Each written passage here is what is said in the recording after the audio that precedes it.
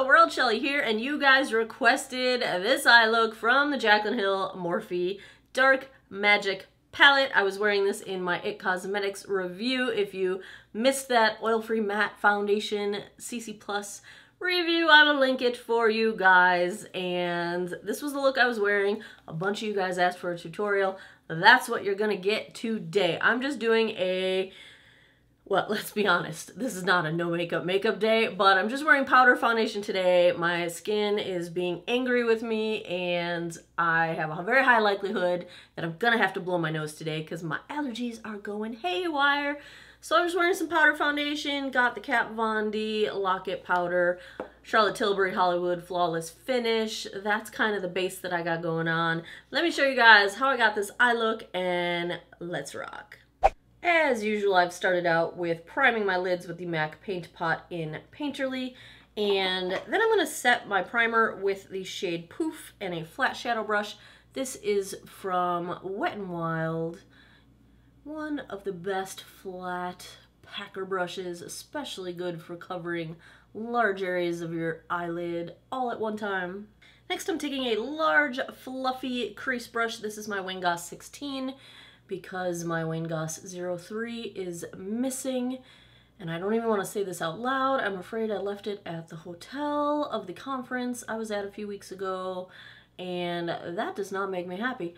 But I will have to repurchase it because it is my favorite brush of life.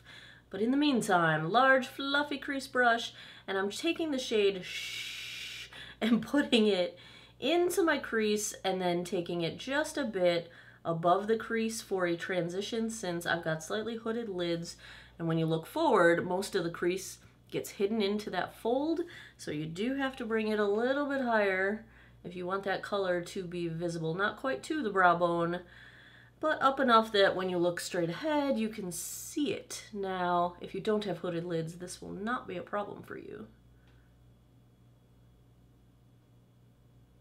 I'm going to take a flat shadow brush. This is from Real Techniques and the shade Diversion. And normally I would pack something like this into the outer third of my eye, and I'm going to do that, but we're going to do something just a little bit different. Normally I would stop there, and most of what you would see with my eye open would be the transition shade, but I want to take this shade Diversion a bit higher so that when I open my eyes, you can see that shade above, kind of above the crease. Now, depending on the anatomy of your eye, it will determine where you put this. But I'm taking the same brush and just a bit, and I'm keeping it on that outer third and connecting it down, drawing that sort of outer 7, but a bit higher than I usually would. And then run it so that it ends up blending into the crease right about at the center above your pupil. You'll want to like keep checking in the mirror to see that you've got it far enough. So right now I don't have it quite as high in the center. I need a little bit more there to even out what's going on the other side. Of course, when you stretch your eyebrows, you are changing the shape of your eye, and when you relax, your shape changes. So it's just a matter of getting to know your eye shape, getting to know the hood of your lid. Oh, I know mine so well. Wipe that brush off in a color switch. You can get these on Amazon. I've got one. This one that I've got is linked on my Amazon favorites down below in the description box. I'm going to keep that same brush, just wipe it off in that color switch, and I'm going to go into the shade Power Cut. And this is going to fill the rest of the lid. It's so gorgeous, you guys. When you get to the overlap, just kind of wiggle whatever's left on your brush right over that transition. We'll go back and add back in the depth if we lose too much of it. If you feel like you lost some depth, grab Diversion and just go right back over that little seam between the two of them. Very lightly. Now I'm going to take a small detailed crease brush. This is the Wayne Goss 19, And I know this feels like it's backwards, but now I'm going to fill in the crease because I needed to map out the shape before I could do that. So I'm going to go into that dark brown Mojo and I'm going to show you just a boop of it. Like literally go boop, like just a boop. And we're going to take that right on the crease. This will sort of finish off the line between that shiny bright lid and the transition above the crease. Boop again if you must, but just be careful not to lay down too much product in any one place. Be very light-handed. I'm barely touching my skin with this. And once you get the product off your brush, then you can go in and do a more vigorous blend if you need to. But this is just to kind of continue that shape and blend it into a nice, seamless, beautiful, smooth little transition-y thingamajig. For just a little dimension, I'm going to take my Makeup Geek Outer V brush and boop again, boop, into Mojo. And I'm just going to tap this right into the corner where the outer 7 goes, just to give a tiny bit more depth on that outer corner. For the lower lash line, I've got a pencil brush, a Wayne Goss 05, and I'm going to go into Mojo very lightly. These shades are pretty pigmented, and you can go to town overboard quickly if you're not careful. Connect it up with the outer corner. You can really take this as far as you normally take your under, yeah, I've got all the technical terms, you guys.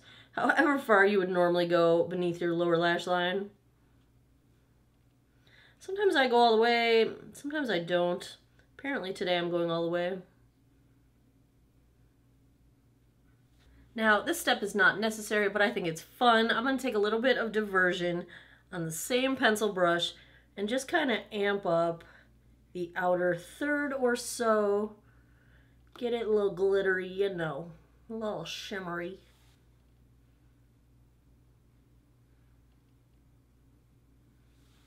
For inner corner highlight, I'm taking my whale brush. This is from Glamour Dolls number 10.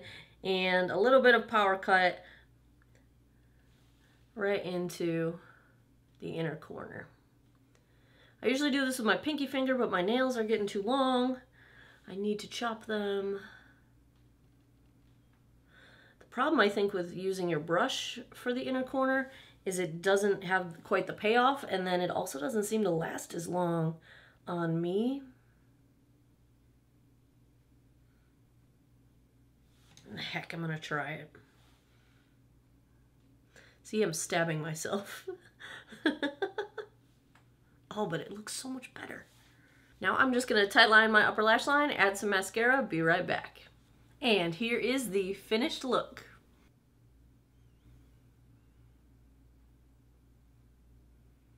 So, what do we got going on here for mascara? I have been trying out the Lancome Monsieur Big, and I've used it a couple times and I like it. It's a little more tricky than my beloved Urban Decay Perversion or my Marc Jacobs Velvet Noir, but I think it gives similar volume with a little bit more length than they do, maybe? I'm liking it so far. My lips are a wacky combo of, I started out with Buxom lip gloss in Dolly, ended up adding some Marc Jacobs because I wanted more of like a nude. I don't know, my lips are a hot mess, and that is what we got going on. So that's how I made this look. The thing I like about it is that you can go totally neutral out of this palette and not dip into any of the shades. You could take this same look and then amp it up by just throwing one of the colorful shades in the outer third or the crease, or even taking like that green right in the center of the lid. You could also take this as a base look and do something cool like, oh, I don't know, pop in, you know, like a ColourPop Super Shock right in the center of the lid. There's so many things you can do with a base like this, or you can leave it totally neutral, which is what I've been enjoying lately. So very many options where you can go for a look like this. You could smoke it up to make it a nighttime look. I know some people would not wear this to work. I'm just going to work today. Most people might say this is a little too dramatic for daytime. I don't care. I don't follow those rules, but there you have it. My take on a neutral look out of the Dark Magic palette from Jaclyn Hill and Morphe. If you like these eyeshadow tutorial type videos, give me a thumbs up down below. Want to see more looks from this palette? Do you want to see more looks from different palettes? Let me know what you guys would like to see in the comments down below. As always, thanks a lot for taking some time out of your day to geek out over makeup with me. Come back every Monday, Wednesday, Friday, 9 p.m. Eastern. I have new videos up 3 times a week, and I hope everybody has an awesome day or night wherever you are in the world. Take care of each other. Bye-bye.